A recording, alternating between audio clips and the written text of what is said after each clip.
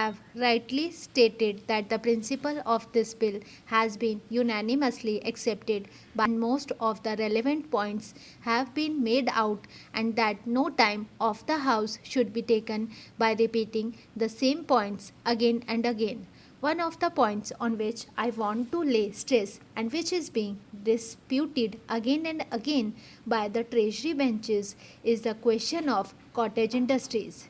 Though you pointed out to them yesterday that there is provision in this bill to take into consideration the cottage industries also, and the Honorable the Deputy Minister realized it again. There was a point raised by Mr. Sidhwa today, and the Honorable Speaker, who are in the chair at the time, said that the scope of the bill is confined only to the consideration of protection to industries as against foreign industries, that is, to give protection to the indigenous industries as against imported goods, and the question of cottage industry does not come in here. The Honorable Deputy Minister detoured this.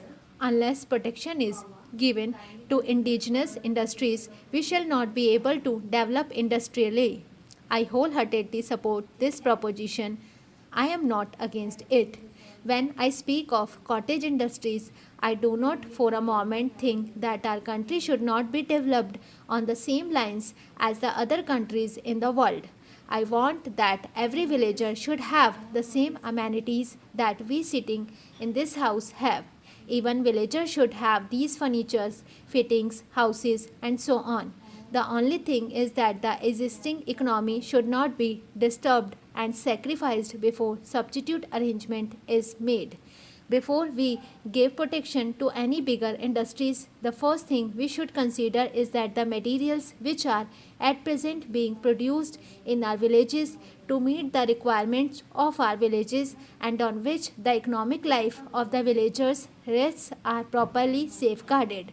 We should see that we have sufficient quantity of consumer goods to meet the necessities of all people in the country, and nothing is done merely in the interest of 10% of the people at the sacrifice of existing village economy before making sure of some better substitute. I find that at the present moment our attention is confined to the amenities and requirements of a portion of the population only. The other day, my honorable friend Mr. Krishnachari, whom I regard as a great economist and who knows finance, etc., and looks to the interests of the country and gives very good advice, said that we do not want to go to medieval age, and the luxury of yesterday is the necessity of today, and that few articles which we import today from many foreign countries and the few industries which we are starting for recreation and amenities of the people should not be grudged. I agree with him. I do not grudge them. But looking to the conditions as it is today and the circumstances under which we are placed and over which we have no control, if we want to develop our country on the same basis as other countries have done industrially, and otherwise we do not have at our command all the necessary materials and we simply cannot do it with the speed we want. We have to depend upon others. So, at least during the transitional period, it may be that the necessities of yesterday may have to be regarded as the luxuries of today, and for some time we have to take to austerity to be squarely distributed. I welcomed this bill most heartily when I went through it, but when the Deputy Minister was speaking, the probably overlooked or gave scant attention one point. I am referring to clause 12 in regard to the reference to the commission of matters arising out of protection. Of these things mentioned, there is the different sectors of the country's economy on which the commission may inquire and report. Whenever we start new industries and give protection to them, this clause is always neglected. It should not be merely that the central government may also refer, but they must refer to this as one of the conditions under clause 14. when the Fiscal Commission recommends that this tariff commission should take so many points into consideration, the different sectors of the country's economy must be one of the points that must be taken into consideration. The other day, there was a question about the acquisition of the Vishakhapatnam shipping yard, when we had to pay rupees 2 to 3 crores for acquiring it. One of the points we took into consideration was the unemployment of 4,000 workers, and for keeping them in employment, we suffered a loss in view of the agitation that was carried on. We sacrifice the existing necessary supply of the villagers and throw them out of employment without making any arrangement for their substitute requirements and without providing them with alternative employment. Mr. Speaker, sir, may I wish your permission intervene and say a few words in regard to the various matters that have been discussed. My colleague, the Finance Minister, who is in charge of this particular budget, will no doubt deal with the specific matters that have been raised in the course of this debate. I need hardly remind the House of the fact that although this budget is the individual responsibility of the Finance Minister, it is also the responsibility of the entire government, and as Prime Minister, I am entirely responsible for it as well as any other member of the government. This budget was placed before the House after the usual consideration by the government, and the latter is completely committed to it. That does not mean that we are not willing to consider any new proposals. We certainly are, so long as the basic structure of the budget is not affected. My friend, the Honorable Professor Shah, pointed out various difficulties in the way of a debate here and in the way of consideration of the budget proposals. He pointed out how little could be done in the allotted time.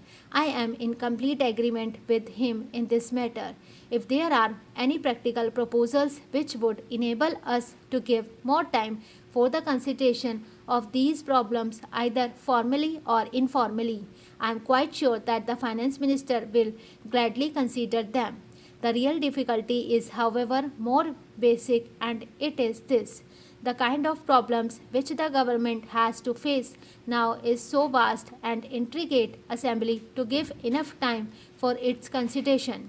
It is just a question of time. This is not a new difficulty. I remember that long debates on this subject took place in a country like the United Kingdom, where they found that they could not get along with what is really the 19th century procedure in this 20th century of continuous crisis, social problems, and international problems. So, even parliamentary procedure in the United Kingdom has gradually changed, and many matters are left more to the committees than to the House itself. Usually, a principle is decided by the House and its working out is left to committees. The House cannot find time to consider everything. That is a difficulty inherent in the situation. If we can find a remedy for it, it will not only be good for us, but maybe we will be setting an example for other democratically inclined countries who are seeking such remedies. In spite of the fact that Parliament is in continuous session, it is not able to find time to consider in detail all the important matters that come up. We have in fact much less time because we are not in continuous session. I suppose our sessions will inevitably become longer and longer so as to enable us to deal with more and more problems and have more and more discussions. Anyhow, I have stated what the difficulty is at present. Though I am in sympathy with what Mr. Shah said, I have no easy remedy for that difficulty except to that we are perfectly prepared to consider, together with the honorable members of the House, any ideas or suggestions about how to give greater facilities for more intensive discussion of any great problem. As Honorable Member referred to the budget speech as being directly or indirectly a survey of all manner of problems, domestic, international, economic, foreign, etc. The House can hardly expect the Finance Minister's budget speech to be a survey of all these tremendous problems, although they have no doubt some bearing on the budget. The world is becoming far too intricate and difficult for us to be able to keep the full picture in view always. As I listened to the honorable member who spoke just now, I was wondering whether we had the larger picture in mind or were getting lost in few minor and secondary matters.